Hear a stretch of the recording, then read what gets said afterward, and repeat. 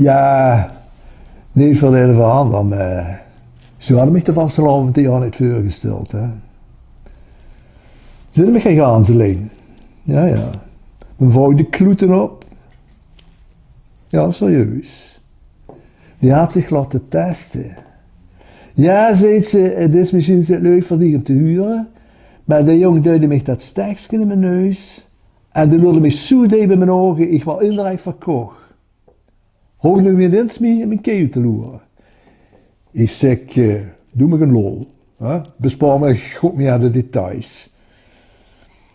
Enfin, week daarna is ze bij me ingetrokken. Schijnen er nette mensen zien. Kinderen hebben hem gezien. Tweede of derde generatie Marokkaan. Ja, zei ze, misschien gebeurt het niks. En ben ik super terug. Zag ze nog, toen ze lijn 1 instapte. Maar ik voel dat ik dat moet doen. Ik zeg, oh. En die Marokkaan voelt met zich met. Dan zo'n meter gauw op. Dus nu had ik eerst met de vastelavond naar Ankara willen gaan. Maar niks hoor. Kun je nu? Ja, of wie dat heet, corona hè. Dus ik bel mijn zuster op, die woont daar. En die zegt, Ali zegt ze, kom zij laat niet in, of dan was eerst in quarantaine. Ik zeg, boe in. En ik denk met mijn eigen, oh nee. Nee, want ik ken die gevangenissen daar. Voordat ze wet, scheren zich dan in de knievel af. Ja, ja. Pas op, als ze daarbij blijft, hè. Want ik heb niet voor niks jarenlang in het shoppingslachterij geweest. Ik goot me haar. Hè, dus ik moet maar zeggen, als ze dat allemaal huurt, dan zou je ze nog wel wachten om zich te laten testen. Ogen bestreeg. Weet je komt me aan uit wat zo'n Amerikanen of een plan is. Dus toen heb ik eerst een week met een kleinzoon, Hassan, geholpen met zijn huiswerk op de laptop. Maar ja, de jongen is zo luistert er goed is. Dus ik zeg tegen hem, hij zegt, luister Has, het is een leuke gast. Maar voor ieder fout 5 sleeg met de stek, hè. Aan het eind van de week had je last met zitten, maar een zus inkomen verkeerd. Dus ik zeg tegen hem, wat pap van mij vroeger altijd tegen mij zag in het Turks, is tu maar wilt. En goed bestreed dus, is tu maar wilt. Gisteren liep Fatima, mijn dochter, even binnen wat commissies doen. Ja, we gaan zonder kinderen in de boerka, hè. Dan gaan ze de koffie, die komt zo uit de carnavalskeur.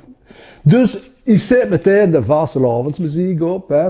Meer kan moeten zijn de leer, 100 schoen de boerka maar uit de kaas. Ja, we wil toch gek, hè. Toen zei ze, ja, lacht ik meer. Vroeger mocht ik hem verdienen niet aan, hè. Maar nu, wie gaat bewaard eet het. Ja, en zei de punt met die corona, hè. Wieso, mondkapje.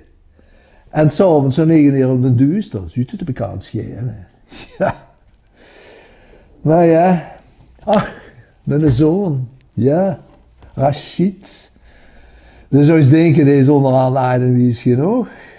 Ja, maar moet wel, dan gaat hij toe, hè. Tenminste, als het hem zo uitkomt, ja. En wat hij allemaal moet spoken, ja, dat weet ik niet.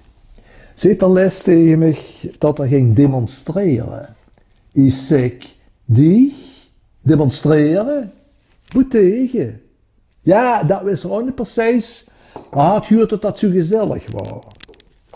Ik zeg, dan moest hij in school luisteren. Ik zeg, als ik die groot miljard op de televisie zie, kunnen ze beter indirect zien in Turkije aanvragen. Kut, jong. Maar, wie dan ook.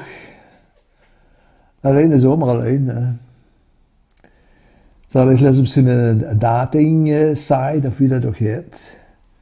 En wat ik daar allemaal langs kom, goh, ja. En het ergste is, de kind scheiden, hè, want dat heet allemaal zo ding voor. Dus schoen, of zo wie de nacht, weet ze niet. Maar ja, na een half grad pils liggen dus op dat scherm allemaal bij. Hè? Of in ieder geval dat dingste. Hè? Oftewel zijn zoon met een televisie aan. Nu is ze wakker met het weerbericht. Zit ze meteen in een depressie. Gisteren schikte mijn vrouw een appje. Ze misde mijn knievel.